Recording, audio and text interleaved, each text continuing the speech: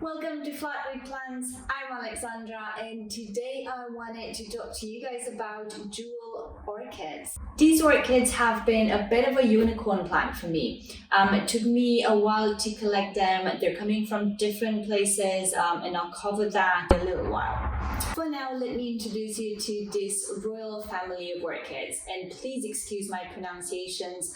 Frankly, I have no idea how you pronounce some of the Latin plant names. So this one right here, this is my Dulcinea marmorata.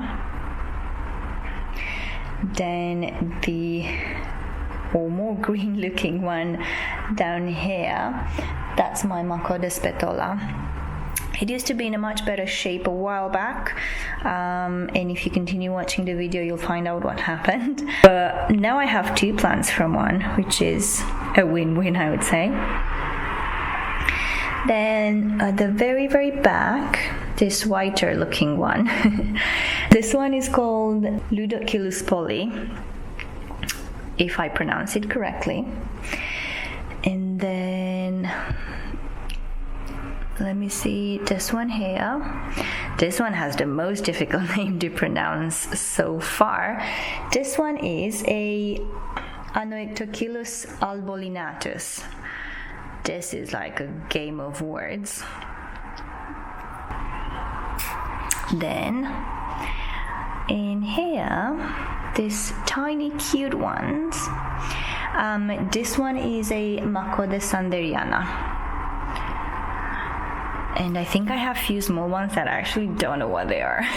When they originally arrived, they were labeled, but then I managed to mix them up, and when they were really tiny, it was a bit more difficult to tell which one is which. The majority of these orchids I bought as baby plants, and they were created in a lab from tissue culture and arrived being just a few centimeters long. I got them in June and only managed to order some because some awesome plant friends told me about an orchid group that was every now and then placing group orders. In the past, there have been few different people organizing these orders, but when I did mine, it was all managed by Jamila, and I'll put her Instagram account in the description if you want to get in touch with her about these orchids. Ever since receiving them, I've kept them in sphagnum moss or in enclosed jars or terrariums. I usually keep clay pebbles at the bottom of the jars, then I add a layer of mixed moss and bark, and then just moss. Now, the reason these are still in moss is because the roots are still very small, and while they have grown a lot since I got them, there's still a long way to go. The Dulcinea marmorata and Orchids petola was purchased from Twisted Leaf and Vine. My Orchids was a bit bigger at one point, but I made the mistake of removing it from the terrarium, and it just didn't like it. It hated it actually, so the leaves started losing the beautiful pattern and coloring, and just looked super unhappy, to be honest. So I think I left it for about a week thinking it will be fine, it will just get used to the new environment, but it didn't, and lost some leaves in the process. So then I moved it back in this terrarium where it's given me a baby plant right now. My Dulcinea is pretty big and could easily be in a regular orchid mix, but I just like it here with my other ones. Maybe when they're all big enough to be in bottom mix, I'll just get a proper orchid terrarium, like a big one, and I'll continue keeping them together, but it's just in soil rather than moss. But if your orchids are ready to be moved in soil, make sure the mixture is airy.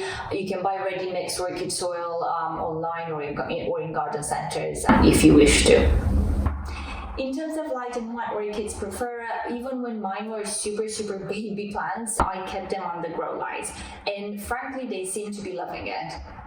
When it comes to fertilizing, mine are still in moss and not in soil, so they're not getting watered properly and only sprayed. I can't really use a regular fertilizer, so I use this orchid spray, so it's Miracle Grow. Not an ad, I purchased this.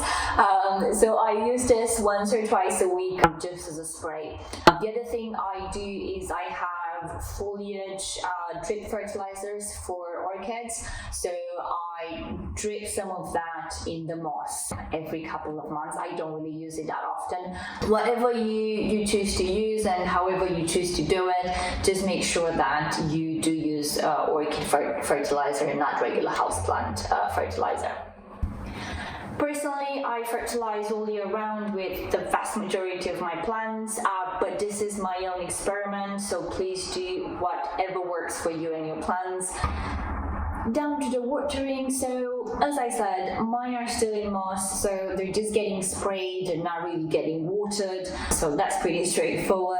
If yours are in soil, just make sure you don't overwater them, and by that I mean pay attention to how often you're watering your plants. I would recommend using orchid pots because they're transparent and you can see what's happening inside the pots, and basically what I would advise is that if you see that a mixture in the pot is still moist, just keep the watering and check again in a few days time. And when it comes to humidity, well, I have mine in a terrarium, so that will probably tell you a lot about the humidity conditions that I usually give my orchids.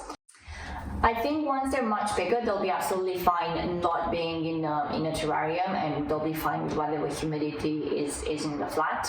But for the time being, they just seem to be thriving a lot better when they're in an enclosed terrarium. So this is it, guys. If you have any questions, let me know in the comment section or drop by my Instagram. And if you want more details about the orchid group or have any questions about how I did the order a while back, again, just drop by my Instagram and drop me a message. I hope you've enjoyed this video. Please subscribe if you do, and if you have any suggestions for future videos, please let me know. We'd really love to hear from you. Bye for now, and I'll see you guys next time.